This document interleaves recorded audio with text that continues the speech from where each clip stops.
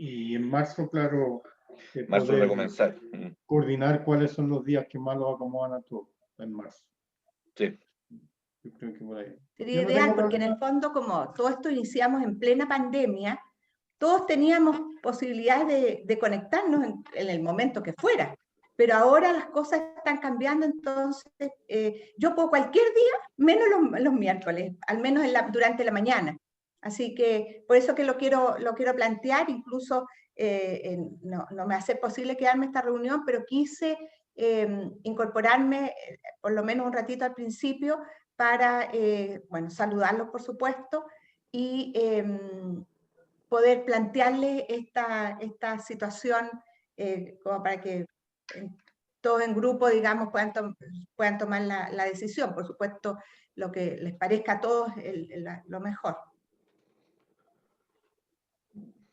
Nosotros, no, yo por lo menos no tengo ningún problema en cambiar el día, particularmente porque es enero y yo recién en marzo tengo agenda. Y creo que varios estamos, bueno, los doctores no sé, nunca tienen tiempo, pero por lo menos Bernardino, yo y no sé si Miriam, estoy hablando por los tres, creo que podemos adaptarnos al día que más convenga, al que tenga más problemas. Como también ustedes lo hicieron cuando les dije que no podía trabajar los martes y los jueves en esta comisión porque tenía trabajo, así que creo que estamos abiertos a generar un día que acomode a todos. Lo que podemos hacer es mandar una encuesta online con diferentes horarios y ahí elegimos el día que haya mayor disponibilidad. Porque ponernos a coordinar entre tantos igual es más complejo, pero podemos mandar con diferentes horarios de mañana y tarde y ahí lo votamos para marzo, para la reunión de marzo. Claro. Igual considerando los días que algunas personas ya tienen denuncia de su problema, digamos. Claro. ¿Cierto? Felipe, ¿y tú sigues teniendo problemas los días martes y jueves? No, porque yo ya terminé mis trabajos, estoy cesante oficialmente desde el 27 de diciembre. Ya. Y en la quincena de febrero me recontratan, si es que me recontratan. Soy un boletero como gran parte de los chilenos. Así que... Es que es importante para considerar eso en el fondo, porque a lo mejor un día martes o un jueves es un buen día, pero siempre estas cosas es mejor que sean entre medio de semana, no tan ni el lunes ni viernes. Exactamente. Una vez que a mí me informan, yo le aviso a las municipalidades para las que trabajo y yo acomodo esos horarios, adelanto, atraso la hora, así que no tengo ningún problema en el comienzo de semestre. O sea, yo designo los horarios. Entonces, si ustedes me dicen a finales de enero, este día va a quedar la comisión, yo asumo, genero esa agenda. Sí, yo creo que es importante dejar afuera viernes, lunes y viernes porque son los días más difíciles y en los otros tratar de coordinar entre todos nosotros. Ya, súper. Voy a mandar entonces mañana, hoy día en la tarde, mando una encuesta a todos para ver las nuevas fechas a partir de marzo, o los nuevos horarios. Muchas gracias.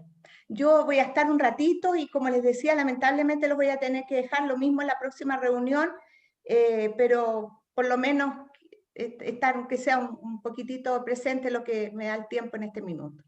Claro. Perfecto. Yo, como Camila no asiste, ni Gloria, voy a mal dirigir la reunión porque no tengo ninguna experiencia. Si bien he visto el proceso, perdónenme las faltas. Y Tamara, te voy a pedir la ayuda de Joan, debería también conectarse para poder empezar la reunión, si te parece, porque creo que ya estamos con quórum. Hola Miriam, buenos días, gusto saludarte. Doctor Vial, Miriam, feliz año. Esteban, feliz año.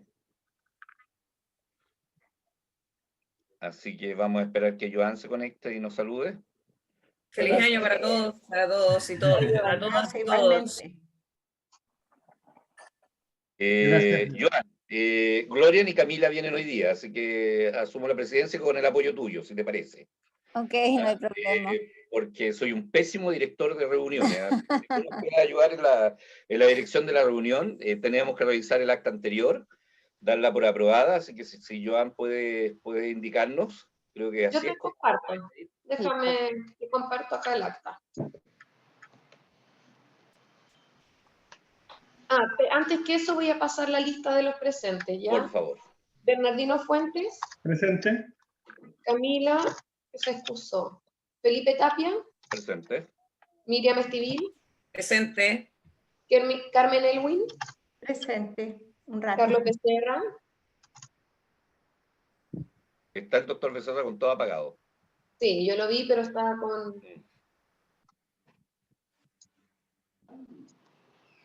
¿Doctor Becerra? ¿Está por ahí? No, está apagado, debe estar contestando algo, pero está, por lo menos lo vi. Pablo Vial, Presente. Juan Cabello, Gloria Ramírez, Elizabeth Cabello. Doctora, igual saludo. Está ahí. Sin micrófono. Y Jimena Barros también presentó excusa porque le pusieron una reunión de coordinación de DIVAP en el mismo horario. A modo de información, ahí Joan tiene más antecedentes después. Ya hicimos los trámites o el proceso administrativo para el reemplazo de Octavio de la Fuente. ¿Ya? Así que por eso no lo mencioné en la lista de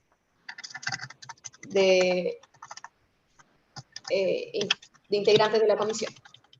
Perdón, soy Carlos Becerra y estoy presente, por si no alcancé Sí. a estar en la lista. Sí, ahí lo puse presente. Ok, ya. Súper, entonces vamos con la acta. ¿Ven la pantalla? Sí. Sí. Ya, yo no los veo, así que cualquier palabra hay que hablar nomás. Me pareció ver al doctor Salina presente. Ah, sí. Ah, pero es que el doctor Salinas no es comisionado. Yo solo paso la lista de los comisionados. Perfecto, gracias. Pero después anoto a todos los presentes en el acta, pero la lista de la asistencia es solo de los comisionados, que es para el quórum mínimo. Perfecto. Se está grabando la reunión por si acaso para después publicarla en la página. Tamara, el acta nosotros la enviamos a cada uno de los comisionados. Me parece que sería más factible si alguien tiene dudas respecto del acta o alguna observación que hacer, o si prefieren que leamos los puntos más relevantes del desarrollo de la reunión. Yo creo, Joan, por el tiempo, es que informemos que si se aprueba el acta tal cual como está, o si hay alguna corrección para poder respetar los tiempos porque ya está en exposiciones. Sí, entonces, a los comisionados y a todo el grupo de participantes de la Comisión Ciudadana de Vigilancia y Control, ¿hay alguien que tenga alguna observación respecto del acta enviada del acta pasada, de la sesión pasada? Joan, ¿la mandaste tú o...? No, la mandó Gloria, mandó Gloria Ramírez, se las mandó a todos ustedes, creo que el lunes puede haber sido. Sí. Y sí, lo que pasa es que ese era el flujo que lo vamos a poner en contexto. Gloria está con algunos problemas de salud, nos mandó una carta, un certificado que acabo de revisar el correo, que no le mandó a todos, le mandó a Camila, a Joan, a Sebastián y a mí, solicitando un reemplazo momentáneo o mientras dure la solución de su problema de salud de la Secretaría Ejecutiva. Entonces, en verdad, Gloria ha estado como bien complicada estas 2 semanas y mandó el acta y ha estado medio desconectada con el correo y mandó el acta el lunes. Entonces, a lo mejor tenemos que volver a plantearnos el flujo y cuando nosotros les mandemos el link de la siguiente reunión, que lo mandamos a través de nuestra secretaria, mandarles a todos ahí el acta borrador para los comentarios. Claro, con el fin de que tengan más tiempo de poder hacer la revisión de esta acta. Hay que recordar que además nosotros construimos el acta y se envía primero a Gloria y a Camila. Y ellas hacen las primeras observaciones y luego de ello se la envían al resto de los comisionados. Quizás lo que deberíamos hacer es inmediatamente construir el acta, enviárselo a todos los comisionados. Claro, y dar un plazo para observaciones y después... Exacto. Revisarlas nomás, o sea, nosotros juntamos todas las observaciones y mandamos el acta final. No sé si les parece eso mejor. ¿Ya? ¿De acuerdo? ¿Sí? ¿Hay alguien que no esté de acuerdo con esa forma? ¿No? Lo establecemos entonces. Queda establecido y lo vamos a empezar a hacer desde el acta de esta sesión. ¿Ya? Entonces, para terminar, Joan, el acta, ¿hay alguien que esté de desacuerdo? Tengo la impresión que el doctor Vial no recibió el acta. No, la tengo. Sí, la encontré. Perfecto. Con los datos que me dieron, la encontré. Ya, entonces, Y- por orden de tiempo, ¿hay alguien que esté en desacuerdo con el acta, considerando que vamos a dar un tiempo para poder revisar los que no lo han leído, pero por el momento, ¿están de acuerdo todos con que sigamos la reunión y aprobada el acta? ¿Hay alguien que no esté de acuerdo? De acuerdo. Ok, Ya. estamos bien entonces. Ok. Continuamos. Yo creo que algo importante, Felipe, antes de partir, de seguir con la reunión, es ver el reemplazo por mientras de Gloria, como secretaria ejecutiva, no como integrante de la comisión. Ella no mandó renuncia a la comisión, sino que pidió que por mientras hubiera un reemplazante. Como Los secretaria. postulantes pueden ser Tamara, pueden ser Joan, puede ser Esteban, ¿no? Ah, sí. Sí, Sí. yo propongo a Joan como secretaria en este periodo como reemplazo y para la votación de todos ustedes. De acuerdo. De acuerdo. De acuerdo. De acuerdo, Juan Cabello también. También, sí. Y Carmen Cristina. También de acuerdo. Apoyo eso. Ya. Creo que tenemos mayoría, entonces por este Era un aplauso en realidad. Sí, gracias. Joan asume la secretaría por este periodo. Por Sí, este no hay- periodo hasta que Gloria se pueda incorporar. Así es. Y Perfecto. lo siguiente, se conectó Carmen Nadal. Joan, si le puedes dar el pase. Sí, la doctora Nadal es representante de la Comisión de Bioética del Ministerio, ella Perfecto. participa en la Comisión de Bioética y además nos colaboró en la mesa de trabajo de ética y en conflictos de interés. La doctora Nadal tiene harta experiencia a nivel de APS, así que aportó desde la perspectiva de algo que nosotros no teníamos considerado. Así que, no sé, doctora Nadal, si usted quiere decir algunas palabras. Parece que no. Ahí sí. Ahí me veo. Ahí. Hola, ¿cómo están? Buenos días. Buenos Buenos días. días. Feliz año, doctora Nadal. Sí, feliz año para ustedes también. Bueno, la verdad que yo he sido más espectadora por esta vez porque es un tema muy nuevo para mí, pero estoy muy interesada en seguir en este grupo aprendiendo y aportando desde mi área, que es la mezcla entre bioética y atención primaria en realidad. Así que en este minuto estoy más como de espectadora. Ah, y disculpen porque ayer no pude participar porque pensé que la reunión era hoy día. No hay problema.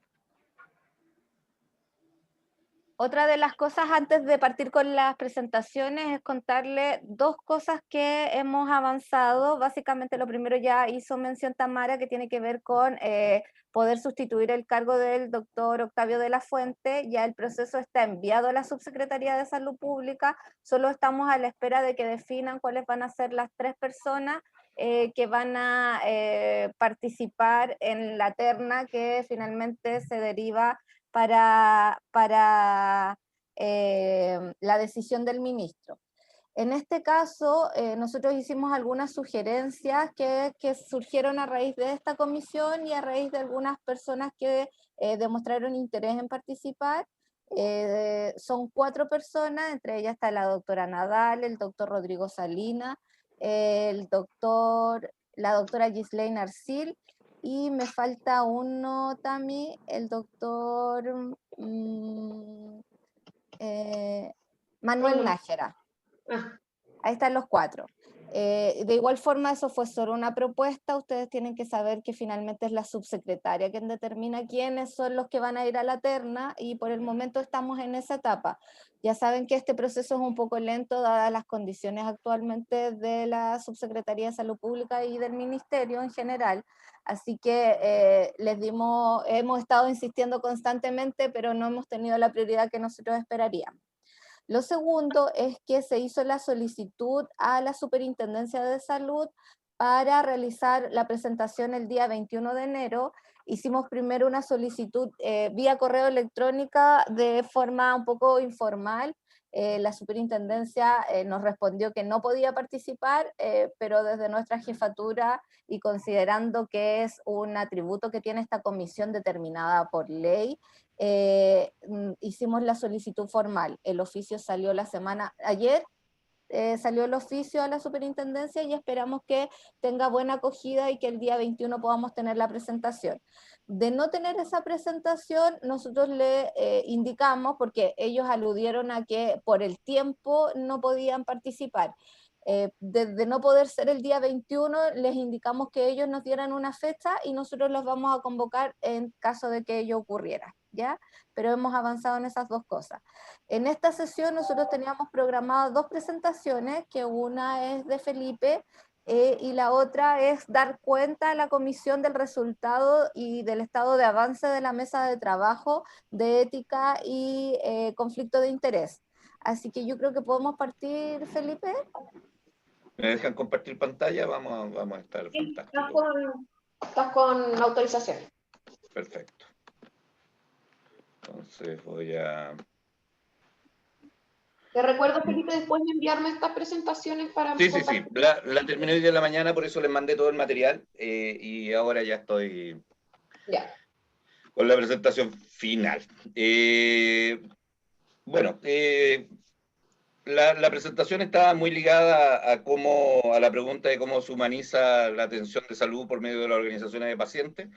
Hice un rastreo de información a lo largo de varios países, todos con el soporte bibliográfico necesario para poder hacer esta presentación. Muchos países los dejé afuera porque no tenía ese soporte. Así que la información que está aquí está avalada por las entrevistas o por el material que le acompañé a Gloria y a Camila ayer, que después se va a traspasar a toda la comisión.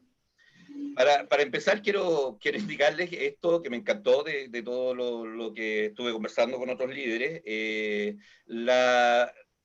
Mucha anécdota genera evidencia. Y ya después les voy a decir por qué me pareció tan interesante como un elemento de... No sé si me están escuchando, creo que me pegué. Sí. ¿Me escuchan? Ya, perfecto. Sí, entonces, esto lo dijo la Asociación de Leucemia de Inglaterra. Entonces, quiero partir indicando que el empoderamiento es la forma en que las personas reconocen y logran influenciar a otros. El empoderamiento es la capacidad de un paciente de entender su enfermedad y poder navegar a través del sistema de salud. Pero yo estoy mencionando el empoderamiento cuando ya navega, ya construye sus soluciones, sean cuales sean estas, y ayudan a otros. Y es por eso que, por ejemplo, la Universidad del Paciente, el modelo de enseñanza de Oxford, lo estoy sacando de esta presentación porque de lo que estamos hablando es cómo las organizaciones de pacientes influyen en los gobiernos y en las políticas y no de cómo el paciente domina su enfermedad. Entonces, es desde ahí donde voy a tener la visión, pero siempre hablando del empoderamiento de la comunidad hacia la toma de decisiones. Entonces, las asociaciones son importantes según la asociación, la WHO, ¿cierto? En el fortalecimiento de abogacía y la atención centrada de las personas. Básicamente, ¿cómo funciona? Aquí yo les puse el listado completo, pero principalmente, dependiendo del tipo de situación que se presenta en cada país, las organizaciones se orientan hacia los estigmas, hacia el monitoreo, hacia el mejoramiento de tecnología, a la participación en investigación, al autocuidado y autoayuda, a la educación y los foros. Todo esto implica que la heterogeneidad de la participación ciudadana es gigantesca y normalmente se ajusta a cada país en donde las políticas públicas se orientan hacia la participación ciudadana. Entonces, es súper interesante ver que cuando, por ejemplo, un país tiene soporte de atención médica total, las organizaciones tienden a orientarse hacia la investigación o hacia el autocuidado, hacia la enseñanza de cómo fortalecer al empoderamiento del paciente. En cambio, en los países donde eso falla, las organizaciones tienden a hacer advocacy y tienden a generar otro tipo de instancias para poder salvar sus vidas. Entonces, también es importante entender que las organizaciones de pacientes, y vuelvo a repetir hasta el cansancio, ¿cierto?, que normalmente tienen pacientes, ¿cierto?, son organizaciones de enfermedades específicas, organizaciones de advocacy y organizaciones de educación y prevención. Eso en genérico en el propósito. Pero también su alcance puede tener varios elementos. Hay organizaciones mundiales de pacientes, continentales, por ejemplo, yo soy miembro y director de Red Alianza Latina, que incluye organizaciones de pacientes de toda América, nacionales, como mi organización, que es Maxi Vida, que tenemos pacientes de Arica, Punta Arenas y director en varias de estas regiones, o regionales, como la Organización de Cáncer de Mama de Rancagua, que trabaja directamente en esa zona. O comunales, que en mi forma de verlo son las organizaciones que están más abandonadas y las más importantes, porque generan el contacto directo con el paciente. Esto pasa en todo el mundo existe esta misma estructura. ¿Ok? Entonces, las organizaciones activas en estos momentos normalmente tienen desarrollo y fiscalización de políticas y la toma de decisiones. Normalmente están involucrados en esos hechos y tengo varios ejemplos para mostrárselos. Ejecución de actividades destinadas a asegurar la guía clínica. Normalmente trabajan con las sociedades científicas en la formulación de qué o cómo el paciente se sienta ante estas guías clínicas. El desarrollo de actividades encaminadas a revisar y actualizar los marcos regulatorios.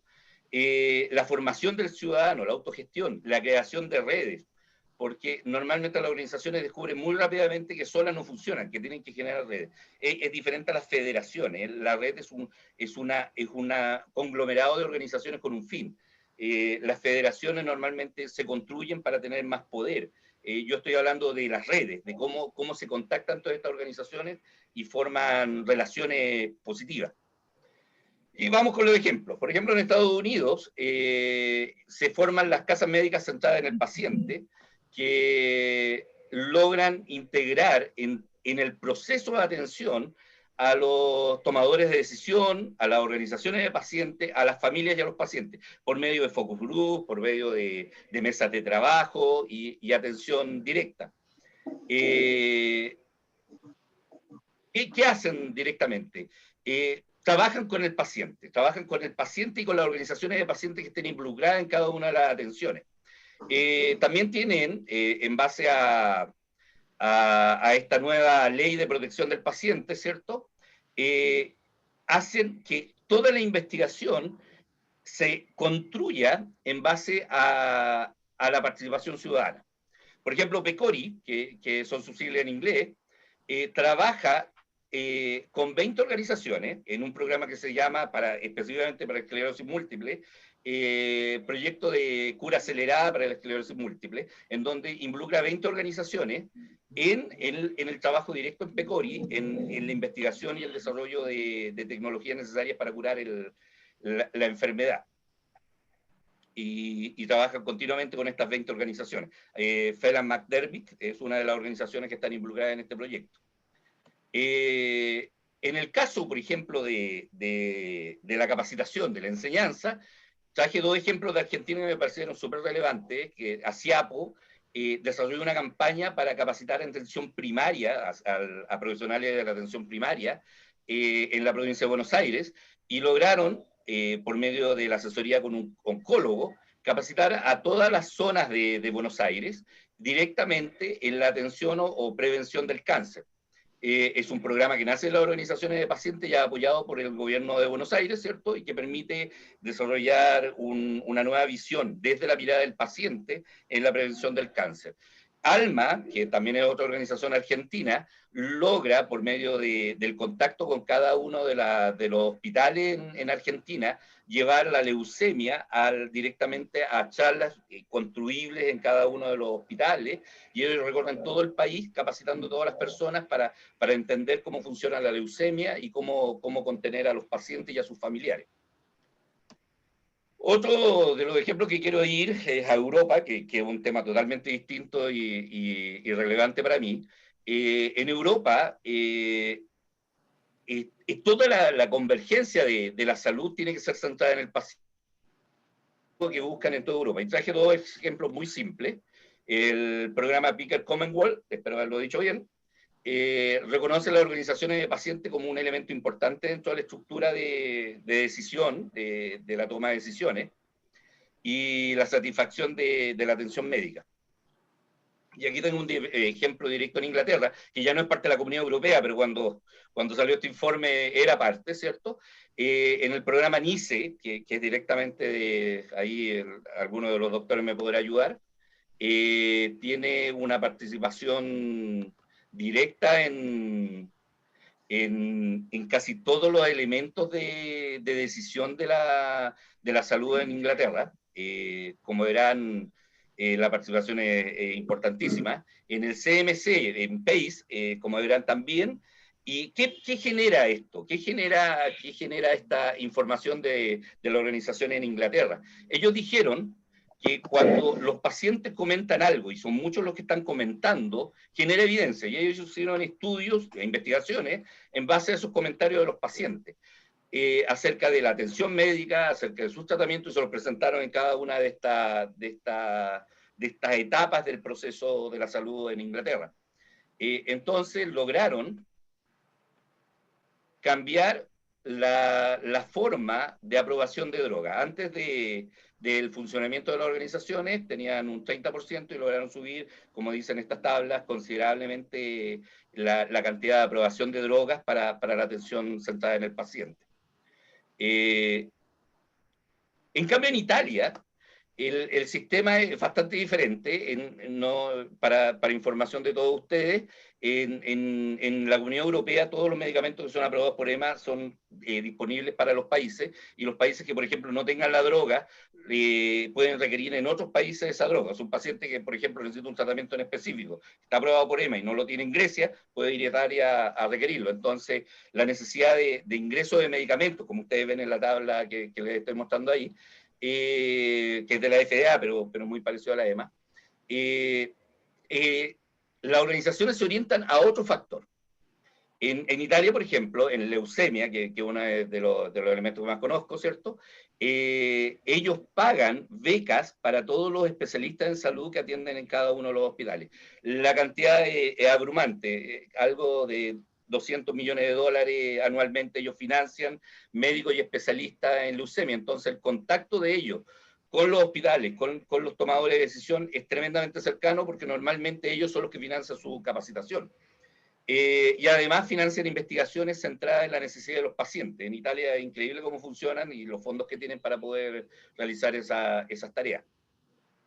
Pero ellos solucionan problemas tan simples como, por ejemplo, en la pandemia, lograron obtener Uber o transporte privado para todos los pacientes que necesitaban ir a tratamiento.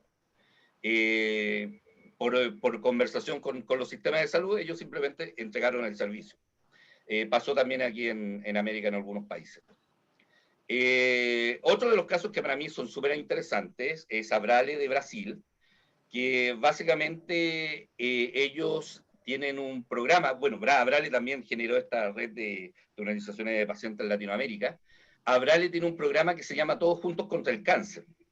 Y ellos, una vez al año, ya el programa tiene 3 o 4 años, logra construir una red nacional entre todos los actores disponibles que se dedican al cáncer, entre todos los tomadores de decisión, y los junta en mesas completas, 2.200 representantes por reunión, en donde generan tareas y trabajos anuales en la modificación de las políticas públicas, incluyendo gobierno, laboratorios, organizaciones sociales, hospitales, etc. O sea, ellos los reúnen a todos, los juntan y generan tablas de trabajo y necesidades comunes para buscar soluciones.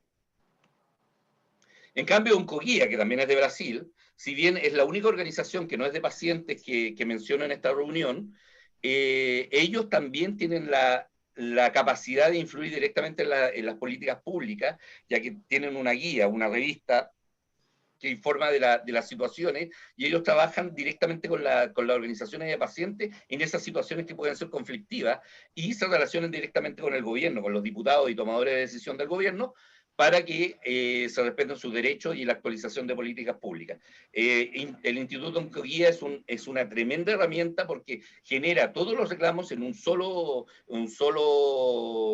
punto, y ese punto lo respaldan en el trabajo en el Congreso.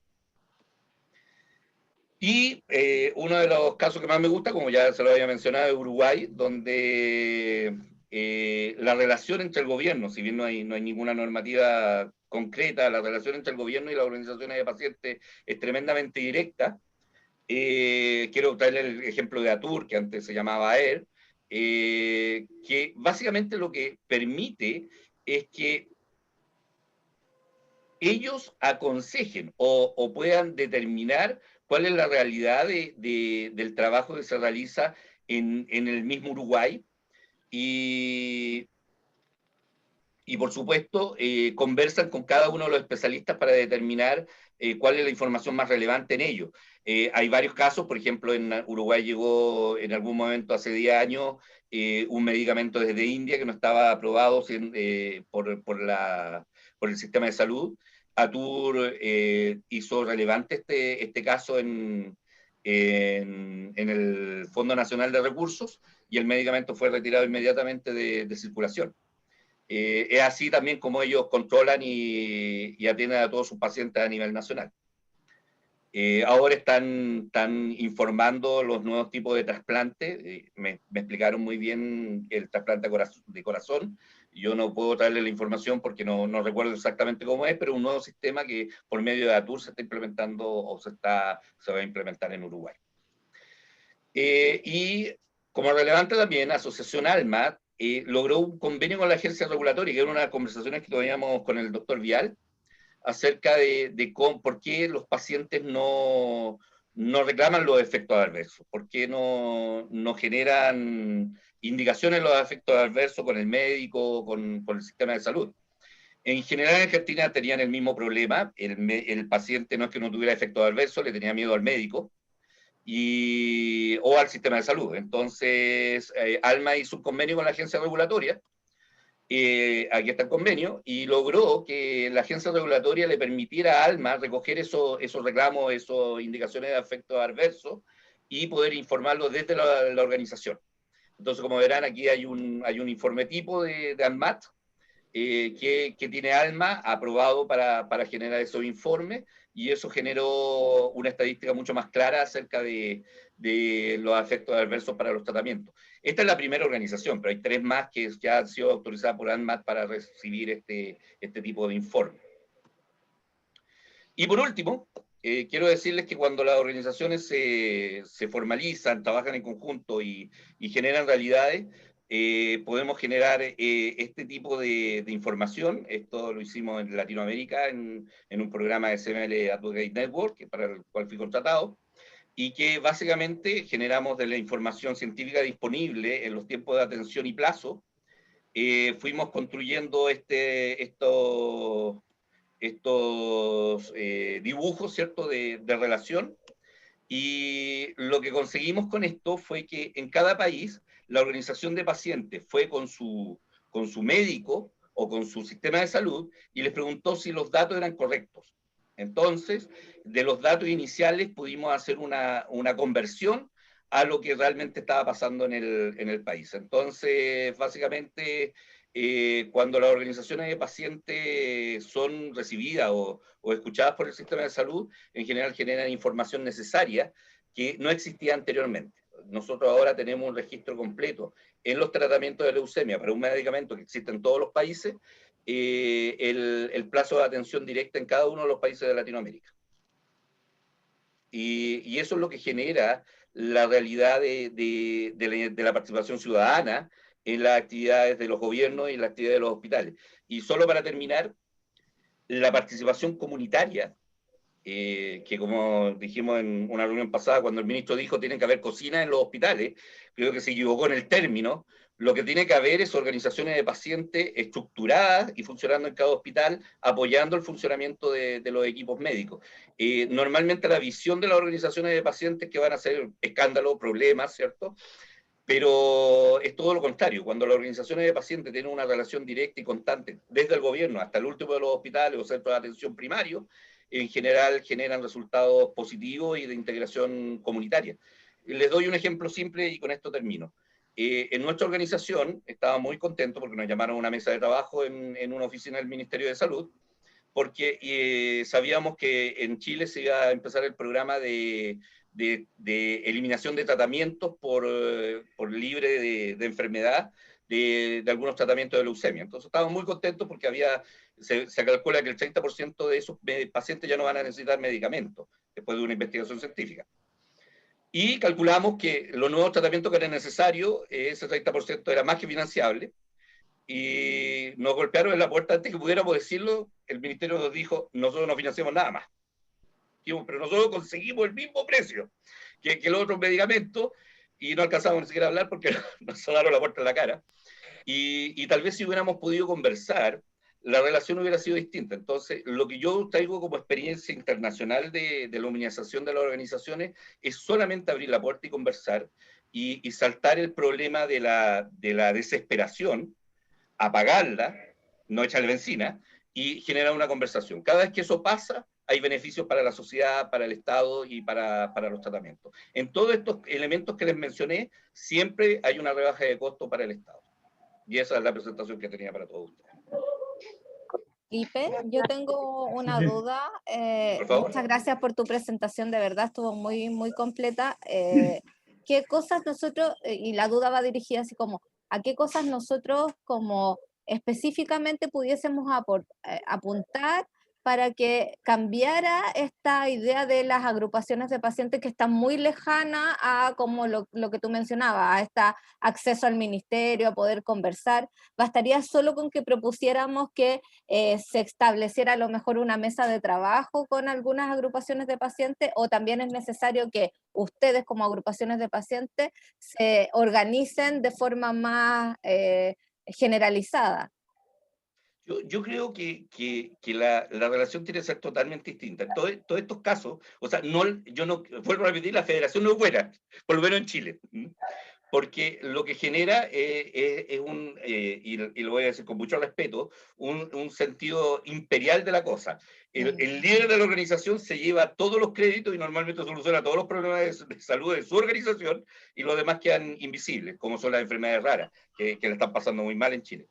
Lo que yo he visto en el caso, por ejemplo, de Inglaterra, que solo les mostré el caso de la organización de leuquemia, ¿cierto? De leucemia, ellos son una organización de las 50 que están involucradas con el sistema de salud. Entonces, cuando hay una reunión para hablar sobre la leucemia, llaman a esta organización y lo sientan en la mesa. Cuando se habla de enfermedades raras, llaman a otra organización y la sientan en la mesa. La identificación de las organizaciones es súper importante. Y, por ejemplo, en Inglaterra, o en el caso de Estados Unidos, donde se los mencioné, son las organizaciones locales los que se sientan en la mesa a tomar decisiones. Hay organizaciones inclusive que deciden qué hora el personal a contratar. Entonces se les pasa las ternas, ellos no toman decisiones, ellos aconsejan, porque cuando las organizaciones toman decisiones se vuelven parte o política o de gobierno, y no es la intención de las organizaciones sociales. Creo que esta comisión tiene la validez necesaria para ese término, porque esta organización no toma decisiones. Al principio yo estaba muy molesto con eso, pero he aprendido con el tiempo que es parte de lo que debemos ser en las organizaciones de pacientes. Nosotros debemos ser siempre colaboradores del sistema. Yo creo que uno de los factores graves que se presenta cuando no se produce esta situación, como en Bolivia, como en Perú, que no los traje aquí porque no hay relación entre el gobierno y las sociedades, es que primero se responde a la agresión de la organización, porque la organización tiene un dolor, tiene una situación compleja, y se cierra la puerta en ese dolor. Cuando las organizaciones son escuchadas, los gritos, los llantos y todas las cosas que son necesarias ser escuchadas, después genera la conversación y la relación, incluyendo Europa, incluyendo todos los países que les mencioné, pasaron por este proceso, y cuando los gobiernos escucharon las necesidades, escucharon los gritos al principio, después escucharon las necesidades y empezaron a negociar, generaron una realidad. Pero la realidad es siempre con la organización de pacientes y los pacientes que representan. Es muy malo trabajar con una federación completa de un solo representante, porque se pierde la realidad de lo que está pasando en el fin. Y es muy fácil hacer corrupta esa federación. Porque yo puedo crear 10 organizaciones que me hagan un paraguas y en realidad no representan a nadie. Entonces es súper importante, como ya hablamos en la otra comisión, ¿cierto?, que estas organizaciones tengan participación completa. Yo daba el ejemplo, por ejemplo, del Ministerio de Minería, que se reúne con todos los representantes de las federaciones de trabajadores, y en una mesa pueden haber 50 personas. Y se puede llegar a acuerdos con 50 personas. La capacidad política de los gobiernos está para negociar con muchas personas. Por ejemplo, en la guía clínica, y les juro que con eso termino, Maxi Vida es una de las pocas organizaciones que participó en el desarrollo de las guías clínicas para el GES. nos invitaron, conversamos, dimos nuestra opinión y pudimos hacer un desarrollo en leucemia, en la guía, y si ustedes leen la guía ya aparece Maxi como consejera de esa reunión. Yo creo que en cada una de esas actividades, cada una de nuestras organizaciones tiene que estar participando. Y yo creo que el gobierno tiene que, como lo hace en España con la Universidad del Paciente, que el doctor Vial creo que conoce más porque la Universidad Mayor tiene un programa parecido, tiene que estar más relacionada con cada una de las comunidades. Entonces, la Universidad del Paciente en España, en cada hospital, hay una academia para que el paciente se empodere en sus necesidades y eso genera organizaciones de pacientes. Sí, yo creo... espérame. Ahí sí. Yo creo que es importante mencionar aquí dos cosas. Uno, en Chile, que las organizaciones de pacientes tengan un rol activo es reciente con esta ley, con la ley Ricardo Soto, o sea, estamos hablando del 2015. Que nosotros, y ahí se han incorporado activamente en el trabajo y en la toma de decisiones, en la participación de la Comisión de Recomendación Priorizada, ahora que está funcionando esta Comisión de Ciudadana Vigilancia y Control. Con la ley del lobby también se les abrió la puerta a las organizaciones de pacientes a tener comunicación directa, no solo con todos los departamentos del ministerio, y a modo así como de antecedente, nosotros, por ejemplo, no hay ningún lobby que haya sido solicitado por agrupación de pacientes que hayamos rechazado. O sea, es como un estándar de que no se rechazan las agrupaciones de pacientes o las de persona natural que necesiten datos, que necesiten información, les hacemos los contactos con los otros departamentos, les decimos con quién tienen que solicitar. O sea, yo creo que se ha abierto la puerta a la participación. Siempre se puede mejorar, todo es perfectible. Entonces yo los invito como... y les iba a comentar que, por ejemplo, en la guía de práctica clínica de Renal, también se invita a las agrupaciones de pacientes a participar. O sea, hasta el momento no hay una normativa que diga que sí o sí tienen que participar y está sujeto a la voluntad de la jefa del departamento o de la jefa de división o etcétera, pero en general se está abriendo esa puertecita. Entonces yo los invito como a dos cosas. A uno, a que dentro del informe de recomendaciones sí o sí ustedes coloquen que se tiene que regular la participación de las agrupaciones de pacientes, a lo mejor en orden de prioridad. Las guías clínicas es más fácil, porque ya se está haciendo, está la experiencia de 2 o 3 guías clínicas GES donde sí se ha participado. Después a lo mejor con redes asistenciales, lo que dices tú, Felipe, a lo mejor tener una oficina regional de agrupación de pacientes donde haya opciones de capacitación o se notifique, no sé, de un diagnóstico, no sé, ahí como buscar cómo pueden funcionar y buscar la manera de cómo se puede incorporar y averiguar, hoy día Sebastián no se pudo conectar, pero a lo mejor buscar cuáles son las necesidades legales para que esto quede más establecido y no sea a voluntad de una jefatura o de un gobierno que esté gobernando, valga la redundancia. Y por otro lado, lo que yo también he visto, que por ejemplo los laboratorios toman la batuta y que muchas veces, yo participo también en la academia y en la academia hacemos esa crítica, que es el rol educador. Que, por ejemplo, el ICP debería hacer jornadas abiertas, invitar a la agrupación de pacientes, informarle los procesos de acreditación de medicamentos, cómo funciona, no sé, cuánto se demora, quiénes son las autoridades, como para acercar. Nosotros como ministerio deberíamos hacer a lo mejor, no sé, ¿cómo se puede decir? Como un seminario cada 2 años y donde se junten todos los representantes de la agrupación de pacientes, se hagan redes, como dices tú, Felipe, y que no sea solo publicarlo en la página web. Entonces, yo los invito a buscar toda esta alternativa y en el informe de recomendaciones colocarlo sí o sí. O sea, nosotros estamos de acuerdo que es necesario la participación y es el espíritu de esta ley, finalmente, también. O sea, no es... Bueno, como para cerrar, me creerían que yo pensaba que Uruguay tenía por el trabajo que hacen, tenían un reglamento establecido. Y curiosamente, como le decía Bernardino, somos el primer país que tiene una ley establecida para la participación ciudadana. Ni siquiera en Europa pude encontrar una normativa similar a esta. Así que también tengo que tener la corrección de decir que somos bastante avanzados en el mundo. Bueno, antes de una cosita, solo para mencionar que... Yo tengo que ordenar las palabras. Estaba Joan, Bernardino, Miriam, y creo que Pablo también levantó la mano. Y Pablo. Ya. Lo mío es súper cortito, era como para darle el contexto, porque mi pregunta, Felipe, iba dirigida precisamente a eso. Yo creo que toda la información que estamos recopilando en esta mesa de trabajo, en esta comisión, debe quedar identificada en la propuesta que se va a realizar como resumen de la comisión. Y parece ser súper relevante esta conexión que hemos tenido en la ley Ricardo Soto respecto de la participación de las agrupaciones de pacientes, que yo creo que a pesar de que sí está incorporada, podría estar aún más incorporada, y podría tener una connotación mucho más relevante, porque a pesar de que uno diga así como, ay, pero no tienen la experiencia clínica, tienen la otra experiencia que muchas veces no tomamos en cuenta.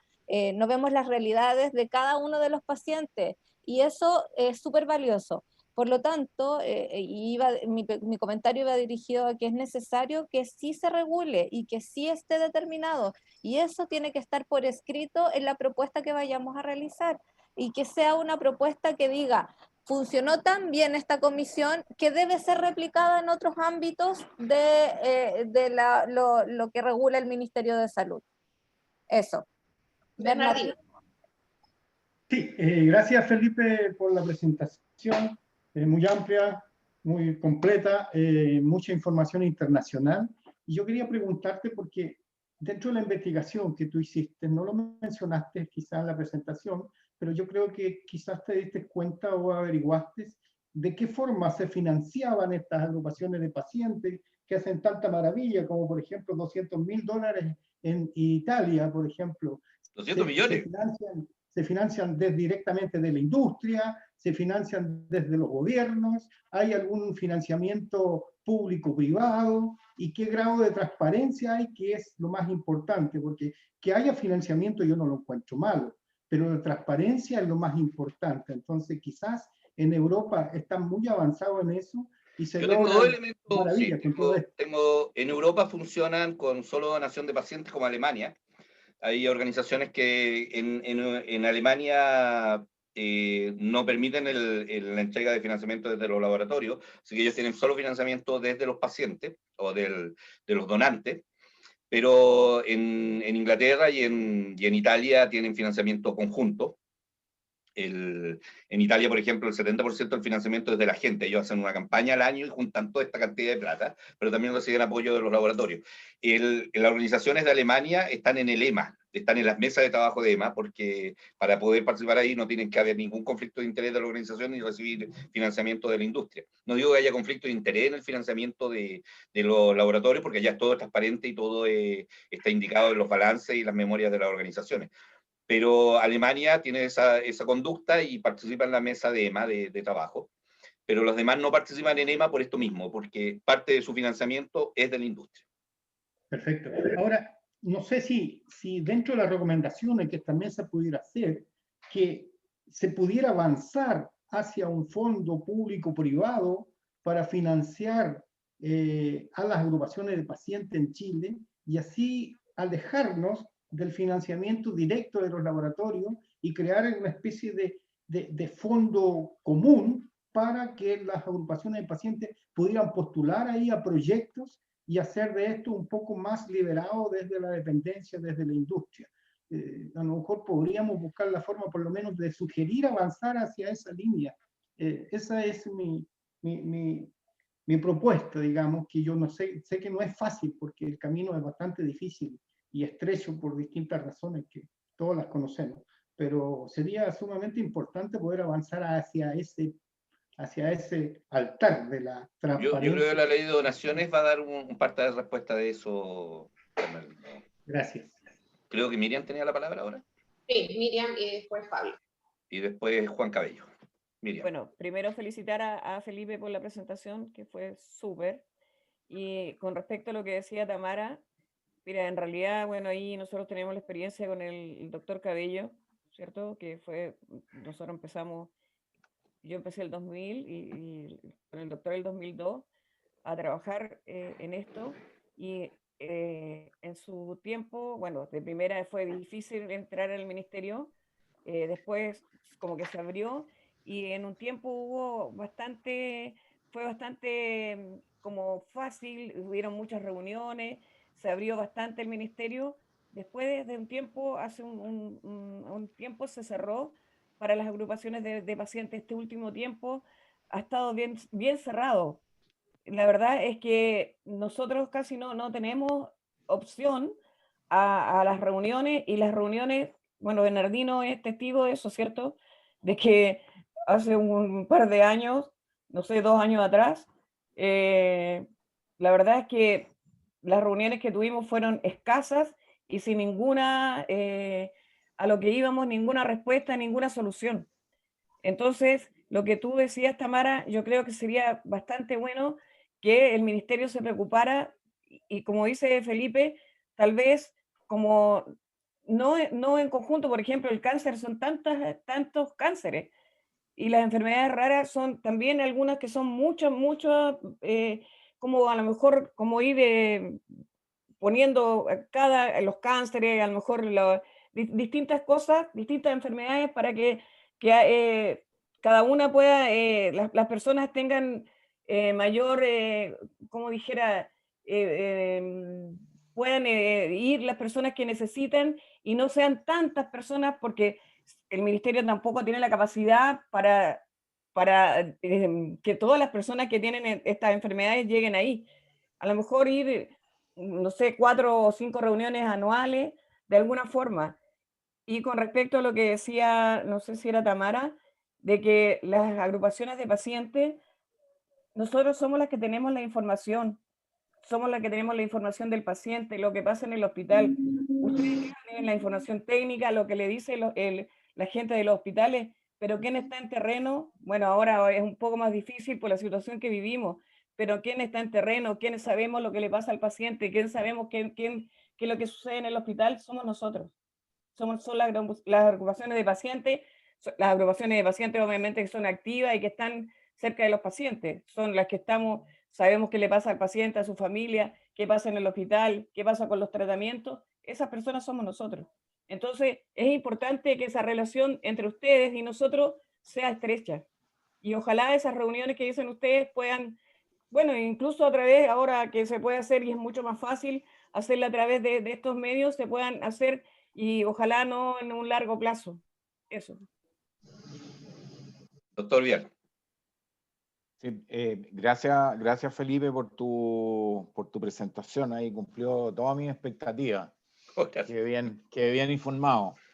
Oye, una pregunta, un poco sobre los liderazgos.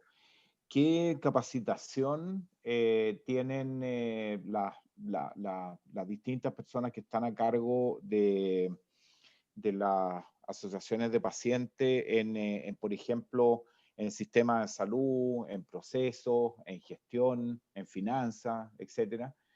En general, si ahí tienen un área de necesidad en que se pueda colaborar. Sí, en general, ¿me está preguntando por Chile o lo que viene en el mundo? A ver, si nos puede hacer En el mundo, son todos líderes son pacientes o cuidadores. Esa es la primera regla. O sea, la persona que está a cargo de una organización es líder, es paciente o cuidador. Es una regla que noté universal. O sea, con todas las personas que hablé, incluyendo Europa, ninguno era una persona que no tuviera nada que ver, excepto los directores ejecutivos, pero los directores ejecutivos tienen un presidente. Entonces, ¿qué si es paciente o cuidador? Lo segundo, tienen personal asesor. Todos estos líderes tienen personal asesor y reconocen la navegación del paciente. O sea, cada una de esas personas con las que yo conversé, que son líderes mundiales, o sea, en el mundo, son personas que saben mejor que el médico, inclusive en algunas ocasiones, cómo es la navegación de ese paciente a través del sistema de salud. Entonces, saben con quién hablar, con quién estructurar la atención y dónde conseguir el medicamento. No hay un ingeniero de proceso dentro de los líderes de organizaciones. Lo conocen per se. Ahora, en general, los líderes de pacientes no son personal de salud porque tienen que hacer una contrapartida con el personal de salud. Y eso también es lo que noté, doctor Vial. O sea, en general no hay doctores, no hay enfermeros, no hay médicos dentro de los líderes de organizaciones de pacientes, porque la visión distinta de estas personas que están sufriendo la enfermedad y permite hacer un intercambio de información. La Fundación Yorbel, por ejemplo, que era el doctor Yorbel, que tuve la oportunidad de conocerlo muchas veces, o hablar con él muchas veces, que ya falleció, él sí era un doctor, pero siempre en su conversación decía que como líder de organización él no era médico, era un paciente que había sufrido el cáncer. Entonces, No hay una especialización, pero sí, a todo líder de organización tiene que tener conocimiento en contabilidad, en gestión, en ritos administrativos, etc. Podría ser una lista de esas necesidades, doctor, porque de eso lo investigué para otro caso. Felipe, yo entendí que la pregunta era si sabías, había algún programa como de capacitación para los líderes, así como que les hagan educación en sistemas o en financiamiento, etc. Hay foros, reuniones, etcétera, que muchas veces son financiados por la industria, pero no hay una guía, no hay un magíster de líderes de organización, ni hay una ingeniería de líderes de organización. Mi sueño es crear eso alguna vez, pero no existe, en el mundo no existe. Hay seminarios, la Universidad del Paciente, lo más cercano, doctor Vial, que hizo el doctor Jorbel en España, pero partió orientado como la teoría de empoderamiento de la Universidad de Oxford, como le decía, que usted debe conocer, porque la Universidad Mayor vi que tenía un programa similar, pero que la Universidad del Paciente en España subió hacia profesionalizar a líderes de organización. Pero con eso... Permíteme agregar que en Chile está Simón de Sireni, que es un gran aporte para la formación.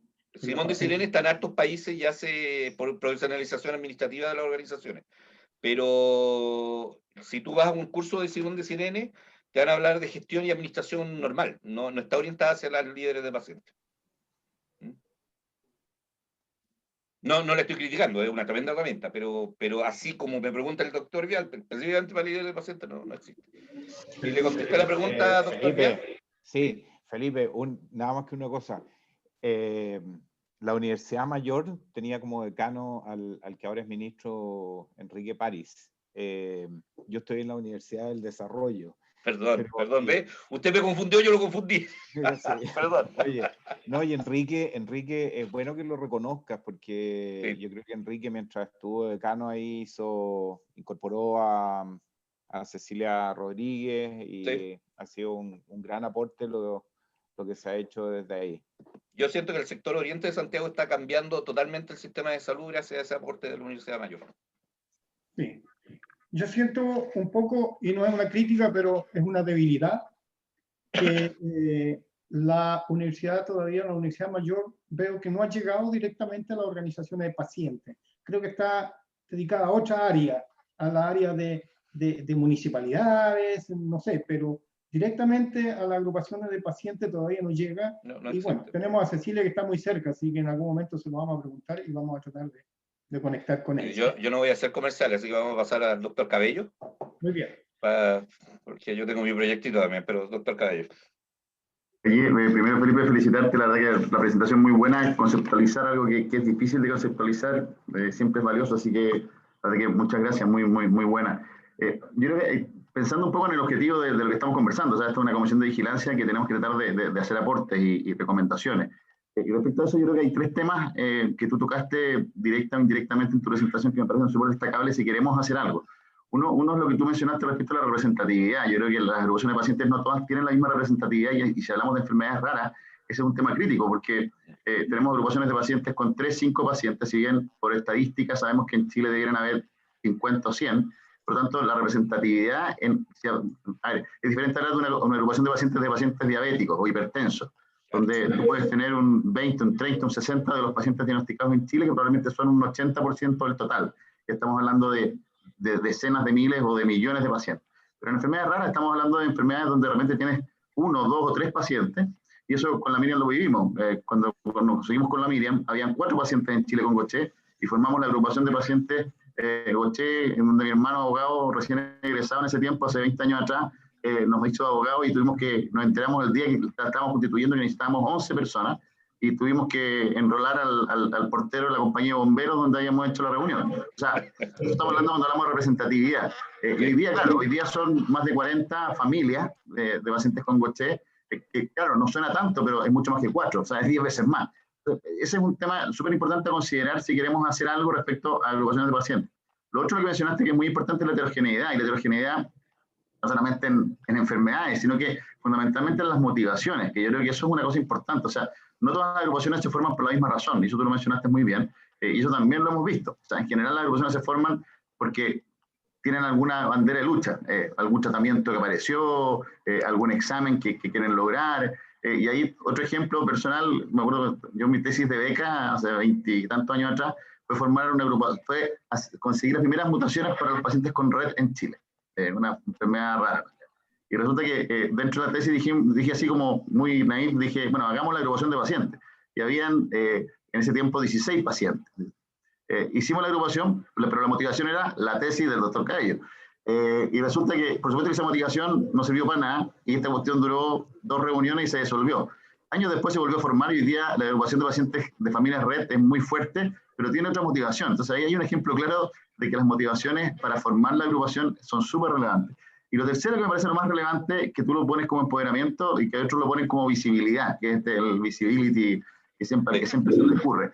Y que yo creo que es un tema fundamental y que es probablemente, a ver, ¿cómo decirlo? No el más fácil, pero el más sencillo de resolver y en el que muchas veces por esa razón caemos en errores. Y ahí voy a un tema que hemos discutido en otras comisiones, que de hecho mañana vamos a discutir, que es el tema de los registros de pacientes, por ejemplo, que lo hemos discutido con la Miriam, con ustedes también en otras oportunidades. Me acuerdo con Bernardino tuvimos una conversación, que es el tema de que registrar pacientes con enfermedades raras, por ejemplo, ahí se genera una paradoja, por lo que hablábamos al principio. O sea, ¿qué saco yo con registrar a los 2 pacientes con la enfermedad rara X, si yo sé que andan 85 dando vueltas sin diagnóstico? Por lo tanto, la pregunta del registro del paciente, por ejemplo, es fundamentalmente en enfermedad rara un tema de visibilidad más que una herramienta para generar políticas públicas, como podría ser un registro de pacientes diabéticos o hipertensos. Entonces, y la visibilidad, por ejemplo, ha llevado a que países tengan leyes de enfermedades raras que lo único que logran es darle visibilidad, y digo lo único, porque finalmente eso también se diluye y termina siendo no un aporte, sino que muchas veces es un problema, porque los países, como Argentina, por ejemplo, no saben qué hacer con su ley de enfermedades raras, porque finalmente lo único que es letra muerta, que lo único que dice es reconocer que la enfermedad rara existe. Entonces, yo creo que tomando en cuenta todo lo que tú mencionaste, por eso lo quise resumir, o no sé, o mencionar 3 cosas importantes, yo creo que esta comisión debiera hacer sugerencias respecto a cómo mejorar la visibilidad y por lo tanto el empoderamiento que tú muy bien mencionas, y ahí yo creo que hay diversas herramientas. Una son los registros, pero entendiendo el registro como probablemente más como un registro de agrupaciones de pacientes más que un registro de pacientes. Porque cada agrupación va a aportar el registro más fidedigno, finalmente, de pacientes que podamos tener. Lo otro es el tema, por ejemplo, el famoso tema de la ley de enfermedades raras, que es como una bandera de lucha, un anhelo muy grande de las agrupaciones. O sea, si la vamos a buscar solo como una herramienta de visibilidad, no va a servir para nada. Pero si ese es el objetivo, bueno, hagámoslo. O está el tema de la participación en las reuniones, lo mismo, un poco. O sea, si es solo por estar ahí, ahora, lo que queremos obviamente es algo mucho más profundo que eso. Entonces, yo creo que si tomamos en cuenta cada cosa, de nuevo, o sea, no podemos pensar que va a ser una cosa igual porque las agrupaciones son muy heterogéneas. Tenemos que pensar que cada agrupación tiene una representatividad muy, muy variable y que finalmente la visibilidad es el problema quizás más inmediato, el más sencillo que podríamos recomendar resolver a través de diferentes estrategias con diferente impacto. Entonces, yo creo que ahí yo creo que hay que darle vuelta cuál es la mejor recomendación. Porque si la comisión propone, hagamos una ley nacional de enfermedades raras, eso no tiene sentido. Pero si la comisión propone, por ejemplo, hacer un registro de agrupación de pacientes, súper sencillo, súper fácil y con un alto impacto, me parece, por dar un ejemplo, y pueden haber, seguro, hay muchos más. Eso. Para respetar el tiempo, tenemos una palabra tomada que es la doctora Cabello, Elizabeth, y después los invito a seguir con la otra presentación que es de la mesa de conflicto de interés, ya que la reunión debería ser hasta las 11:30. Perfecto. Para que no extendamos tanto. Es interesante el tema, pero a lo mejor podemos seguir con una segunda patita el 20 con las reflexiones que tengamos producto de esta reunión. Gracias, Tamara. Mira, yo tengo como varias ideas, pero no sé, voy a tratar de ser breve. En primer lugar, decirles que en algún momento a mí me tocó recibir a las asociaciones de pacientes, en algún momento recibimos al doctor Cabello para mirar el tema de expandir este screening metabólico para niños, y yo creo que cada vez que a mí me tocó, por lo menos como sujeto de lobby, recibir a grupos de pacientes, me daba cuenta primero, perdón que el doctor Cabello no lo tomaba como grupo de pacientes, pero estoy pensando en que es como lo que decía Felipe, que es los pacientes que piden o que necesitan para su propia enfermedad. Cada vez que nosotros recibíamos pacientes, que a mí me tocaba recibir grupo de pacientes, me daba cuenta de todo lo que nosotros como ministerio y como médicos no éramos capaces de ver, ¿sí? De todos estos problemas que dice Felipe también y que dice Miriam, que ellos conocen las dificultades que tienen para ir al centro de salud, las dificultades que tienen para obtener los tratamientos o las dificultades que pueden tener incluso para llegar a pensar que necesitan ir al médico, ¿ya? Entonces, también quedarme con la amargura de esos momentos cuando nosotros queríamos hacer cosas, pero nos topábamos con la limitación, por ejemplo, de los recursos y que la plata no dependía del ministerio en sí mismo, a pesar de que muchas veces nos encontramos con que estábamos todos de acuerdo que lo que se estaba presentando era muy relevante. Entonces, también entender que a veces pasa que no es que no se quieran mejorar las cosas, sino que hay una limitación que es un poco más allá de nosotros mismos. Después, por otra parte, yo creo que hay que validar a los grupos de pacientes y entender que tienen un rol, mientras la autoridad y mientras los médicos y no vean el rol importante que cumplen, va a ser difícil integrarlos como parte integrante de generar las políticas con la opinión de ellos. A mí me parece que es muy importante que estén presentes, por lo mismo que ustedes mencionan, pero eso tiene que ser una cosa común. Todos tenemos que estar viendo lo mismo, y eso parte también de la educación, de cómo formamos a los médicos, de cómo formamos a los especialistas. Entonces, también hay un tema de educar la importancia y relevancia que tienen los grupos de pacientes. No importa si estamos hablando de 5 pacientes con una enfermedad rara o de 10 pacientes. La realidad de esos pacientes es tan importante como los miles que tenemos con diabetes.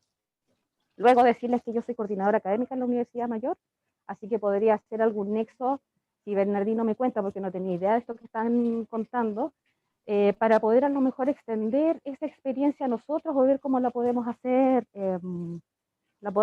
más cercana a esta comisión e incluso ver cómo se puede ampliar, no sé, me parece que es una buena idea. Y finalmente, bueno, agradecer a Felipe la presentación y bueno, decirle que él tiene como esa capacidad y ese ímpetu, pero yo creo que además le falta cierto apoyo y que nosotros deberíamos ser también motor para que esto se visibilice y que se puedan generar más cosas en función de los pacientes, porque en la medida que los pacientes también, nosotros también hacemos mejor nuestro trabajo. Solo eso. Muchas gracias. Yo creo que ya podemos pasar a la siguiente presentación. Doctor Vial, después le hago una propuesta para la Universidad del Desarrollo. Compilado con la mayor. Ya, entonces vamos a pedirle a Joan que nos dé la segunda presentación, por favor. Ya, la presentación de hoy día lo que busca es poder hacer un resumen del trabajo que se hizo en la mesa de trabajo ética y conflicto de interés, ¿ya?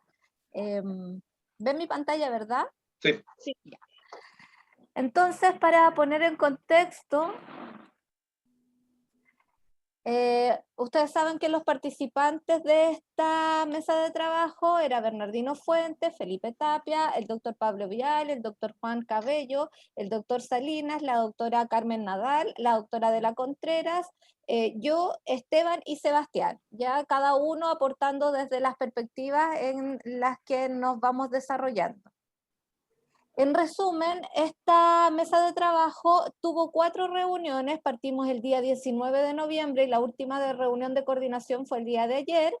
En el proceso de estas reuniones se incorporaron 2 nuevos representantes, que era el doctor Rodrigo Salinas y la doctora Carmen Nadal, como yo les mencionaba anteriormente, ambos desde perspectivas distintas a las que teníamos en los participantes de la mesa. Se solicitó información adicional a otros organismos como fue FONASA y la Superintendencia de Salud, y se solicitaron presentaciones a los mismos participantes de la mesa para poder hacer énfasis en algunas temáticas que iban surgiendo. Además de ello, se identificó una propuesta y un modelo de trabajo para el 2021, y lo que pensamos hacer es, además de hacer esta presentación, es entregar un informe con todo el proceso realizado. Inicialmente, cuando partimos con la mesa de trabajo, básicamente encontramos que habían 3 problemáticas que a nosotros nos hacían ruido como participantes de esta mesa. La primera eran los conflictos de interés que se podían desarrollar respecto de los médicos tratantes que al recibir algún apoyo económico o algún beneficio pudiesen tener este conflicto de interés indicando o prescribiendo algunos determinados tratamientos. Luego de ello, también nos ocurrió como problemática la presencia de dilemas éticos que existen en las solicitudes de cambio de tratamiento que no son realizadas en el sistema electrónico por el profesional tratante, sino que por otras personas que puedan utilizar la clave de este profesional. Y por último, el conflicto de interés que puedan presentar las agrupaciones de pacientes en cuanto a sus solicitudes o como participantes de las distintas instancias que implica la ley Recarte-Soto.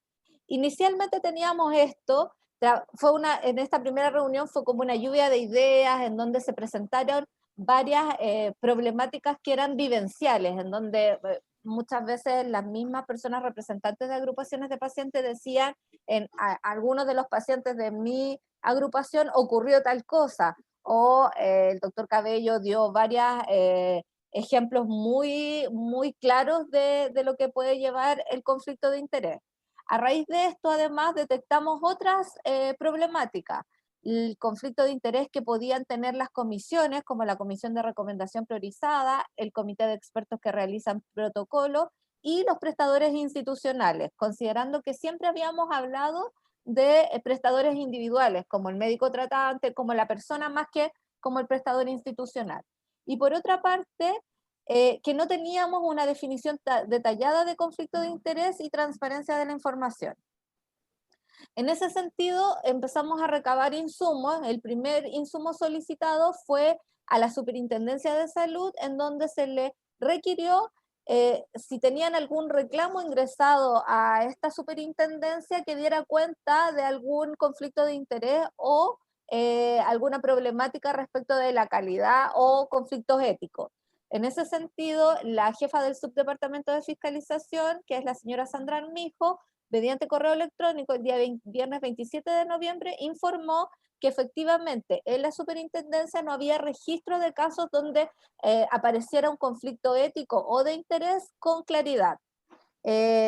Por lo tanto, ella manifestaba que en el resumen que ellos tenían, básicamente no podían determinar que existiera esta información y nos dejaba como claro que no tenían este registro. Por otra parte, esta misma solicitud respecto de los reclamos de la ley Recarte-Soto fue extendida a FONASA. FONASA nos reportó que habían 324 requerimientos en el periodo octubre 2015 hasta hasta el 30 de octubre del 2020. De los requerimientos informados, ustedes pueden ver acá el desglose. Habían 134 requerimientos que hacían énfasis en el acceso a las prestaciones de la ley Recarte-Soto, 118 a la continuidad de tratamiento, 71 que estaban clasificados como otros, y solo uno a cambio de tratamiento. Por lo tanto, no aparece ningún requerimiento asociado a conflictos éticos ni cambios terapéuticos arbitrarios o reclamos dirigidos a profesionales relativos a problemáticas de calidad ética o conflicto de interés. De igual forma, hay que mencionar que los mayores requerimientos estaban dados en cáncer de mama, artritis reumatoide, nutrición enteral y ELA. En lo que se clasificó como acceso se incluyeron a todos los requerimientos que determinaban, por ejemplo, la brecha de pacientes que desea ser postulado a la ley, los pacientes que siendo postulados aún no estaban confirmados por el respectivo comité de expertos y los pacientes que ya estando confirmados no habían tenido el acceso a la primera dosis. Como continuidad de tratamiento se clasificó a los pacientes que ya estando en tratamiento reclaman porque su tratamiento no tiene la continuidad o no ha sido entregado de forma completa. Y por último, en otros se incluye todos los requerimientos que sean, por ejemplo, la red de prestadores, en donde aparece mucho esto de que yo vivo en Antofagasta, pero mi prestador está en Iquique y tengo que viajar, o la incorporación de algún tipo de medicamentos para la ley, problemáticas con la plataforma, información de acceso a la ley y solicitud de cambio de tratamiento, en donde, por ejemplo, el paciente dice, yo quisiera que me cambiaran a este tratamiento, pero no ha hecho el proceso determinado para ello. Como ustedes pueden ver, estos 324 reclamos que tienen relación con la ley Recarte-Soto, en ese periodo que es de octubre de 2015 hasta octubre de 2020, nos da cuenta de que aproximadamente se reciben solo 5 reclamos al mes referentes a la ley Recarte-Soto. Cuando les solicitamos la existencia de los cambios de tratamiento a FONASA, ellos también nos reportaron que existían 1.207 requerimientos de cambio de tratamiento formalizados mediante la plataforma de la ley, ¿ya? Ahí ustedes pueden determinar cómo ha sido la modificación. Normalmente el promedio es entre 330 y 340 solicitudes de cambio de tratamiento, y la gran mayoría está dada en artritis reumatoide y esclerosis múltiple, dado que tienen la mayor posibilidad de cambio de tratamiento. Y también la mayor número de pacientes como es artritis reumatoide. Luego de ello solicitamos algunas presentaciones. La primera presentación que se solicitó fue a la doctora Adela Contreras, representante de la unidad de bioética, en donde se le pidió evaluar definiciones. Básicamente lo que queríamos saber era qué era una organización de pacientes desde el punto de vista ético y cómo se podía regular en Chile. Ella hizo una revisión de las definiciones actuales y presentó un modelo de regulación en base a la normativa legal vigente. Por otra parte, se lo solicitó el doctor Rodrigo Salinas y a Sebastián Millar que nos pudieran hacer una presentación del estado actual de la conformación legal relativa a los conflictos de intereses. Y ellos lo que hicieron fue presentar las definiciones actuales de conflictos de interés y el estado de avance de nuevos requerimientos respecto de lo que implica la modificación que va a tener la ley de fármacos 2 en cuanto a la conformación de los conflictos de intereses. Además se hizo un comparativo a nivel internacional en donde pudieron mostrar cómo funcionaba, por ejemplo, en Estados Unidos, esta información transparente en donde cada médico debe reportar si ha recibido algún dinero, alguna compensación de algún laboratorio. En ese sentido, y tomando todos los insumos que yo les mencionaba anteriormente, nosotros definimos 8 propuestas o líneas de trabajo. Básicamente, la primera dice relación con presentar un documento de conflicto de interés que sea firmado por los médicos tratantes, por la Comisión de Recomendación Priorizada y por el Comité de Expertos que elabora los protocolos de la ley de Recarte-Soto, ¿ya? Este documento sería en base a la información que contiene la circular número 15 del 2015, y lo que buscaríamos es hacer un documento base que contuviera la posibilidad de cada uno de estos distintos participantes declarar según el requerimiento o para lo cual está siendo encomendado el conflicto de interés. Les voy a mostrar más adelante cuál es el ejemplo de esta propuesta. Además de ello, sugerimos presentar un párrafo tipo para incorporar en los convenios institucionales de FONASA que resguarde el conflicto de interés. Como ustedes bien saben, cuando se aprueba un prestador para la red de prestadores de la ley Recarte-Soto, este prestador firma un convenio con FONASA en donde determina ciertas características de entrega de las prestaciones. Entonces nosotros sugerimos que para resguardar el conflicto de interés de prestadores de tipo institucional, en ese convenio se pudiese agregar un párrafo que resguardara el conflicto de interés de este prestador. Por otra parte, y en relación a las agrupaciones de pacientes, se sugiere presentar un párrafo modificatorio en el decreto 91 respecto de los criterios de conformación y de incorporación de las agrupaciones de pacientes. Sabemos que, dado la presentación que nos hizo recién Felipe, las agrupaciones de pacientes tienen un rol fundamental y hay una brecha existente actualmente con el registro de agrupaciones de pacientes que tenemos en el ministerio. Básicamente este registro contiene 53 agrupaciones de pacientes que son las que están incorporadas desde el año 2017 a la fecha, considerando que sabemos que existen muchas más agrupaciones de pacientes, es algo necesario fortalecer en el ámbito de poder sugerir a las mismas agrupaciones de pacientes que sean parte de este registro, y además incorporar este párrafo en donde lo que buscamos es mantener actualizada la información de estas agrupaciones. Yo les comentaba en la mesa de trabajo que básicamente tenemos agrupaciones del 2017 que no sabemos si a la fecha se encuentran vigentes o no. Entonces es necesario poder trabajar en ese ámbito. Y al aplicar este párrafo, poder también revisar las agrupaciones que actualmente se encuentran vigentes y que yo les mencionaba que son 53. Además de ello, se propone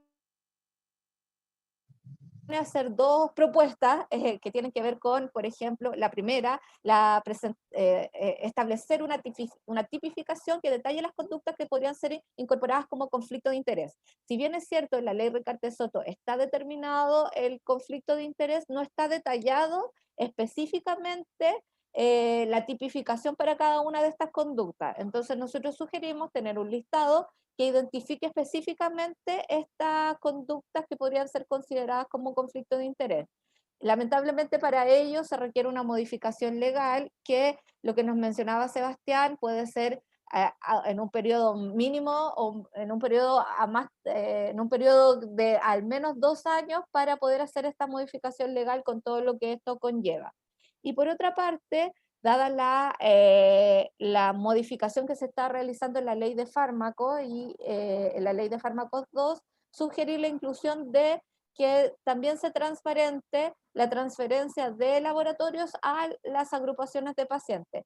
Hay que mencionar que dentro de lo que nos expuso el doctor Salinas junto con Sebastián, ellos informaban que efectivamente la ley de fármacos 2 tiene un ítem que determina que los laboratorios van a tener que informar todos los recursos transferidos a sujetos pasivos. Por lo tanto, podríamos tener determinado, por ejemplo, si algún médico tiene o tuvo alguna transferencia en los 2 años anteriores o en los 2 años posteriores de que haya sido parte, por ejemplo, de la comisión de recomendación priorizada. Pero no está incorporado el tema de las agrupaciones de pacientes, por lo cual nosotros sugerimos también hacer esta incorporación. Como ustedes pueden ver, dentro de las cosas que yo les mencioné, hay algunas líneas de trabajo que se pueden realizar de forma inmediata, hay otras que pueden quedar solo como propuesta y hay otras que tienen una connotación que puede ser mixta, ¿ya? Entonces, como ejemplo de propuesta, la primera propuesta, que era la modificación de la declaración del documento de conflicto de interés, trabajaríamos en base a la circular número 15 de febrero del 2015, y la idea es trabajar en un documento estándar que sea útil tanto para médicos tratantes como para participantes de la comisión de recomendación priorizada, para los participantes de la elaboración de protocolo, o otras instancias como la Comisión Ciudadana de Vigilancia y Control, los comités de expertos, o otras instancias del MinSal, que muchas veces sabemos que tienen expertos, por ejemplo, en el Comité de Drogas de Alto Costo, o en otros comités que son parte del Ministerio de Salud. Además de ello, lo que buscaríamos es identificar específicamente para cada uno de estos grupos un checklist que individualice todas las actividades, ya sea laborales, profesionales, económicas, gremiales o de beneficencia, sean remuneradas o no, en la que participe el declarante, con el fin de identificar específicamente, que no sea algo tan amplio que muchas veces queda a resolución de cada uno de los declarantes si es que considera que esa actividad era un conflicto de interés o no, o se enmarca dentro del contexto de conflicto de interés. Lo importante que este sería un proceso dirigido, como bien les mencionaría, porque tendría este checklist identificando cada una de las actividades, y se aclararía que el hito o declarar un conflicto de interés no constituiría, que aclararía cuando un hito constituiría o no un conflicto de interés, que era lo que yo les mencionaba. Actualmente es tan amplio la declaración, porque la pregunta solo dice, ¿usted declara haber tenido conflicto de interés? Y después les pide especificar a cuál conflicto de interés se relaciona, pero no hace el énfasis de ser efectivamente detallado para que cada uno pueda decir, sí, yo hice esto, sino que más bien actualmente queda al libre albedrío de quien esté declarando el conflicto. La idea además sería especificar las infracciones a la norma sobre la declaración de conflicto de interés y que ésta se sancionaría conforme al artículo número 12 de la ley 20.880, que es la ley de probidad en los funcionarios públicos. Y además se podría auditar las declaraciones en caso de ser necesario y exigir la explicación correspondiente de por qué no se indicó cuando correspondía declarar el conflicto de interés, ¿ya? Esto básicamente nos da otra línea de trabajo que tiene que ver con algo que actualmente no se hace. O sea, si la persona declara el conflicto de interés, no tenemos la posibilidad de hacer una auditoría posterior, ni tampoco se ha hecho una sanción regulatoria considerando lo que dice el artículo 12 de la ley 20.880. Además de tener esta modificación en el documento, nosotros sugerimos realizar un procedimiento para el registro de los conflictos de intereses, que sería, primero, en la primera reunión de conformación o en la primera instancia de registro para el caso de los médicos tratantes, explicar lo que implica el conflicto de interés. El doctor Rodrigo Salinas en su presentación hizo súper claramente qué era lo que se consideraba conflicto de interés, y esto estará asociado además a informar las limitantes que indica la ley. Por ejemplo, en la comisión de recomendación priorizada, la ley determina que la persona participante no puede tener este tipo de contacto con, por ejemplo, laboratorios durante 2 años después de haber terminado o cesado en su cargo. Después, relevar la importancia de la transparencia de la información y fortalecer la idea de que el beneficio final siempre debe ser el mayor bienestar del paciente. Informar de posibles auditorías, informar de los procesos sancionatorios y solicitar la firma del documento según corresponda. Respecto del ejemplo de la declaración de conflicto de interés en prestadores institucionales, se propone incorporar en el convenio firmado por el prestador aprobado como parte de la ley Recarte-Soto y FONASA, incluir un texto que diga algo como lo siguiente: que el administrador del convenio será responsable de supervisar las actividades de los funcionarios que se desempeñen en el proceso de atención y la entrega de las garantías de la ley en el establecimiento, conforme estos puedan constituir un conflicto de interés en alguna de las causales o relaciones establecidas en la normativa vigente, y exigir su declaración en caso de ser requerido. Con ello, lo que hacemos es que determinamos a un responsable que va a identificar los conflictos de interés que ese prestador institucional pudiese generar. Respecto de los criterios para la incorporación de agrupaciones de pacientes en el registro del Ministerio de Salud, ustedes saben que el decreto 91 establece cuáles son los criterios para ser parte del registro de agrupaciones de pacientes de la ley Recarte-Soto. Básicamente lo que busca este documento o estos criterios es tener ciertos parámetros en que la agrupación de pacientes sea validada como una agrupación de pacientes. Por ejemplo, que tenga personalidad jurídica, que cuente con certificado de vigencia y que agrupe a personas que tengan algún problema de salud que pudiera formar parte de la ley Recarte-Soto. Entonces, nuestra sugerencia es agregar un punto final en donde indiquemos que con el fin de mantener un registro vigente de las agrupaciones de pacientes pertenecientes a este registro, se solicitará de forma anual la actualización de la información aportada por cada agrupación de pacientes, requiriendo la siguiente información, que es la identificación a los participantes de las agrupaciones de pacientes, especificando si son pacientes o familiares y amigos. Informar la modalidad de recepción de ingresos de la agrupación de pacientes, solo de tipo informativo, incluyendo el grado de financiamiento por cada una de las vías. Identificar la existencia de asesores o dependencias técnicas, por ejemplo, colegios profesionales, médicos especialistas, etc. Informar el directorio de agrupaciones de pacientes o los antecedentes de este directorio mediante una declaración. ¿Por qué solicitamos toda esta información? Porque básicamente dentro de lo que apareció en la mesa de trabajo, aparece que existen efectivamente agrupaciones de pacientes que no tienen pacientes, lo que iría en contra de lo que en realidad es el objetivo principal de tener una agrupación de pacientes. Además de ello, la recepción de ingresos nos permitiría poder reconocer cuántos de los ingresos de esta agrupación de pacientes pueden ser parte de, por ejemplo, un laboratorio que esté aportando, y hacer el nexo si esa agrupación de pacientes está requiriendo la incorporación de algún medicamento que sea de dicho laboratorio. Por otra parte, el tema de la información de los antecedentes del directorio también es relevante, dado que dentro de lo que aparece en la mesa es que hay algunos directorios en donde la persona que es director de la agrupación de pacientes viene, por ejemplo, de un laboratorio. Entonces ese nexo también generaría o pudiese generar un conflicto de interés.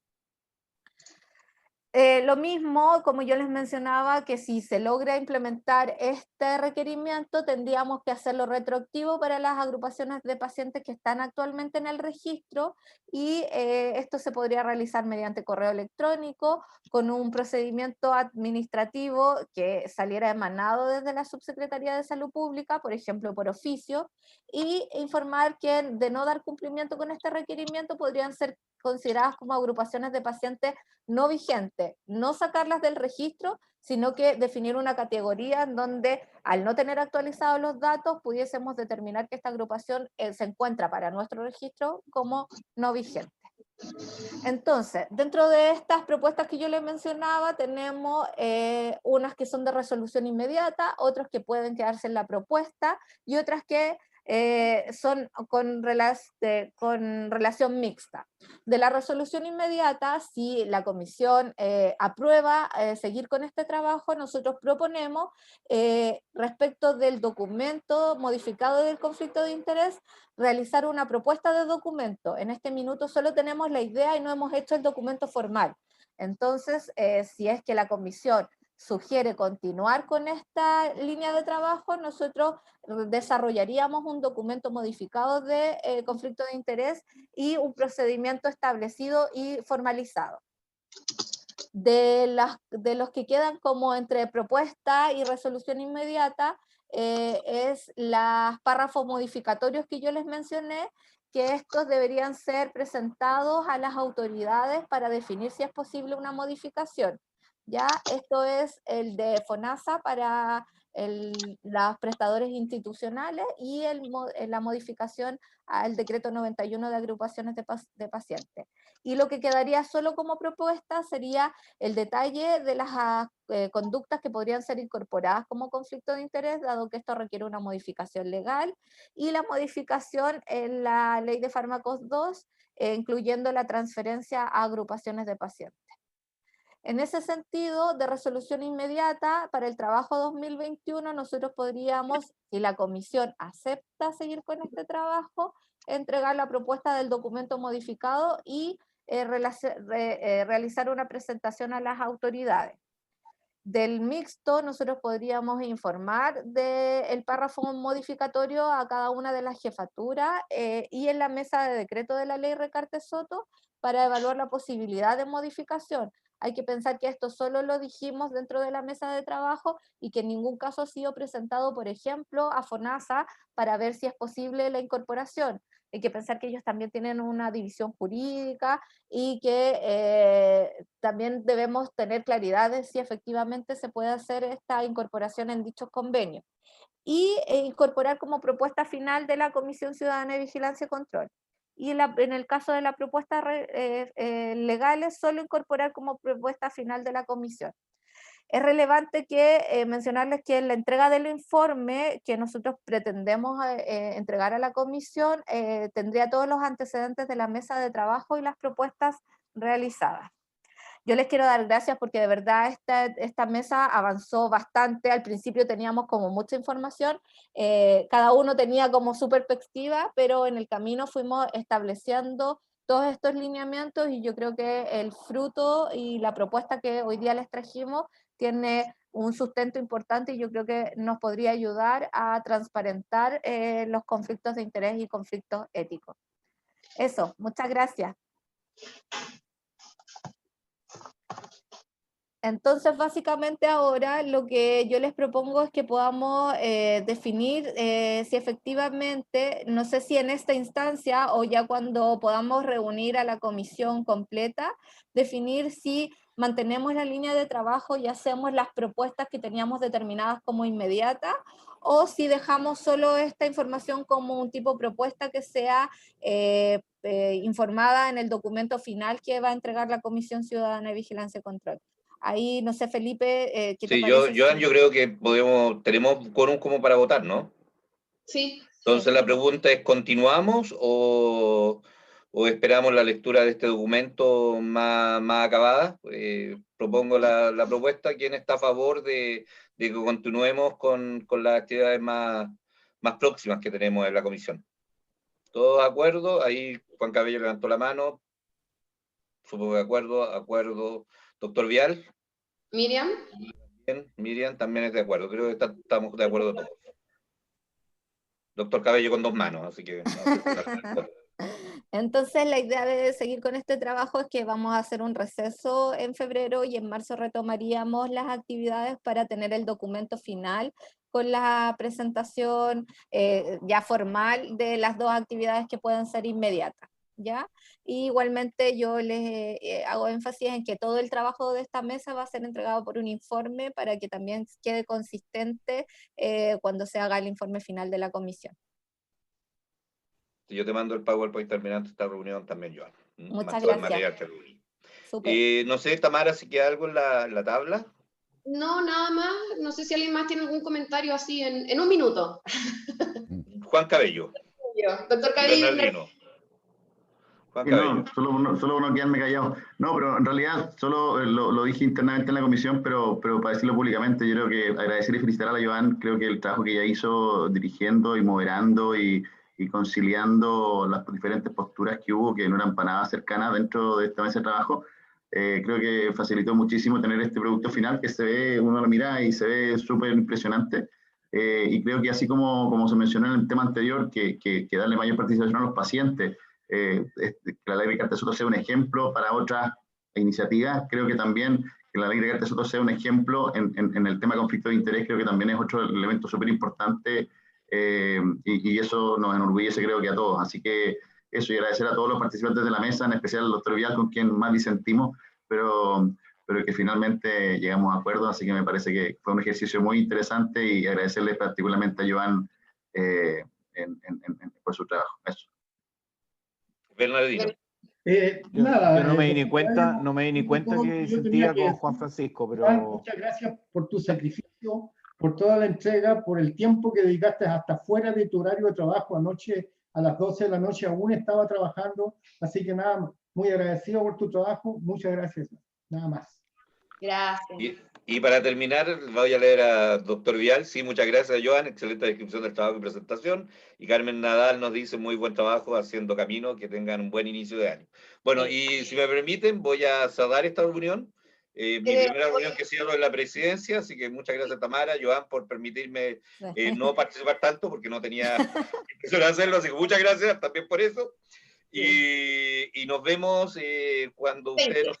El 21. No, 20 de enero tenemos otra reunión planificada, que sería la última después del receso de febrero. 20 de enero en este mismo horario que fue el que ustedes solicitaron.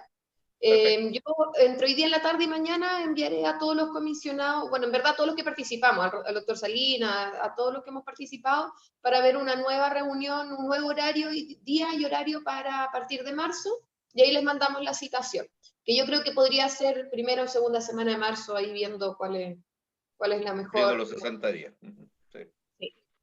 Sí, perfecto. Entonces vamos a terminar la reunión. Muchas gracias a todos por participar y espero que... Yo me voy muy positivamente de esta reunión. Creo que esta comisión no solo va a generar una regla para Chile, sino que vamos a generar un cambio a lo largo del mundo y creo que va a ser muy importante lo que estamos haciendo. Esta visión que estamos generando es distinta y creo que es el camino correcto. Así que muchas gracias a todos por participar.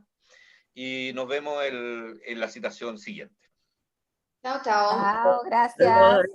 Chao. Hasta luego.